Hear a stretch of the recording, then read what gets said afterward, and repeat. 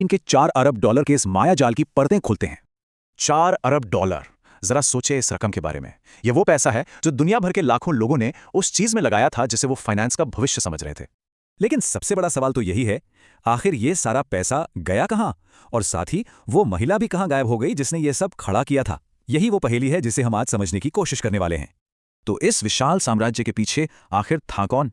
चलिए मिलते हैं करिश्माई और बेहद शातिर डॉक्टर रूजा इग्नातोवा से। देखिए, रूजा कोई मामूली शख्स नहीं थी। बुल्गारिया में पैदा हुई, ऑक्सफोर्ड से पीएचडी, मतलब उनके क्रेडेंशियल्स जबरदस्त हैं। और जब वो बड़े बड़े स्टेज पर बोलती थी ना, तो लोग बस मंत्रमुग्ध हो जाते थे। उन्होंने सिर्फ एक कॉइन नहीं बेचा, उन्होंने एक सपना बेचा। एक ऐसा सपना जिसमें दौलत हर आम इंसान की पहुंच में हो, और लोगों ने उन पर आंखें बंद करके भरोसा किया।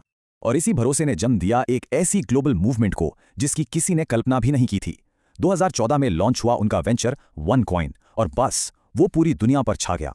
पिच बहुत सिंपल थी पर बहुत ही पावरफुल। OneCoin को बेचा गया अगले बिटकॉइन के तौर पर, मतलब दुनिया भर के लोगों के लिए जल्दी निवेश करके अमीर बनने का एक सुनहरा मौका। और यहां देखिए, ये किसी एक देश या एक इलाके की बात नहीं थी। यूरोप, एशिया, अफ्रीका, भारत, दुनिया के हर कोने से लोग इसमें अपना पैसा झोंक रहे थे। ये एक निवेश से कहीं ज्यादा एक आंदोलन सा बन गया था।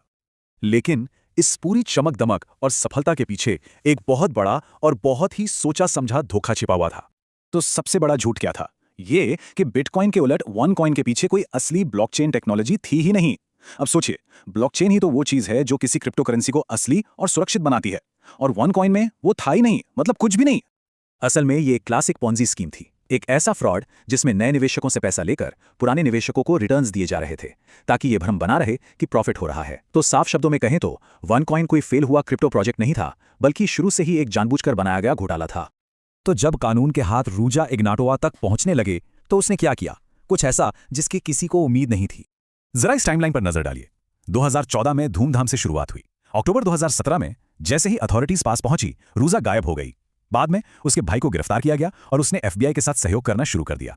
और आज रूजा इग्नातोवा दुनिया के टॉप भगोड़ों में से एक है। उसे आखिरी बार देखा गया था अक्टूबर 2017 में बुल्गारिया के सोफिया से ग्रीस के एथेंस जाने वाली एक फ्लाइट पर। उसके बाद वो जैसे हवा में गायब हो गई, और इसी बात ने इस मिस्ट्री को और भी गहरा कर दिया है। तो इस पूरे स्कैम के ढहने के बाद क्या हुआ, और क्या इसकी रानी, इसकी क्रिप्टो क्वीन कभी पकड़ी गई? चलिए कहानी के इस हिस्से को देखते हैं। और फिर इस कहानी में सबसे बड़ा ट्विस्ट तब आया जब रूजा के अपने भाई कॉन्स्टेंटीन इग्नातोव ने FBI के साथ सहयोग किया। उसी ने इस बात की पुष्टि की कि हाँ, OneCoin शुरू से ही एक घोटाला था। इसका नतीजा यह है कि आज रूजा इग्नाटोवा FBI की 10 मोस्ट वांटेड लिस्ट पर है, मतलब दुनिया के सबसे खतरनाक और वांटेड अपराधियों में से एक। तो इस पूरी कहानी से सबसे जरूरी सबक क्या मिलता है? वो ये कि करिश्मा और प्रचार सबसे चतुर निवेशकों को भी अंधा कर सकते हैं, जब लालच और चकाचौंध एक साथ मिल जाते हैं। और यही वजह थी कि इतने सारे लोग इस धोखे का शिकार हो गए। ये हमें याद दिलाता है कि किसी भी निवेश से पहले उसकी टेक्नोलॉजी और पारदर्शिता को परखना कितना जरूरी है। और आखिर में हम उसी एक सवाल पर वापस आते हैं जो आज भी कायम है, क्रिप्टो कीन आखिर है कहां? ये हमारे समय के सबसे बड़े वित्तीय रहस्यों में से एक है जो हमें हमेशा सोचने पर मजबूर करेगा।